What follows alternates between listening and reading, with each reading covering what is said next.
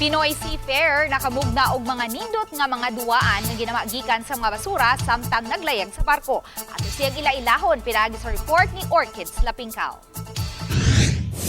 Sa nagkadaghang basura sa tibuok kalibutan, pwede pa nato kini mapahimuslan pinaagi sa pagmugna og mga duwaan. Sama na lang ni Alvin John Orcolio, lumad nga taga Kabatuan, Iloilo City, kinsa usa ka seafarer. Dihang natapos iyang kontrata isip usa ka seaman niadtong 2019, gamit ang bamboo, nakabuhat siya og mga insekto.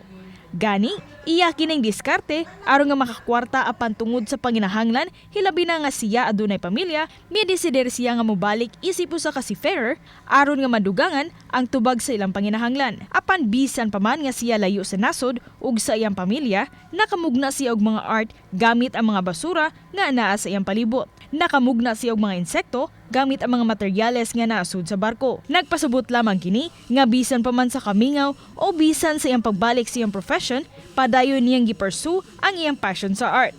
Tinguha usab niya nga maipasabot sa katawhan nga mapahimuslan pa ang mga basura, hilabi na mga plastic bottles, aron nga makatabang kita sa pagpanindot sa atong kalikupan. Binuo ko po ito para maging isang unique na artwork kasi nisip ko tinatapon na po natin ito. Kaya sinubukang po gawin ito po sa insekto.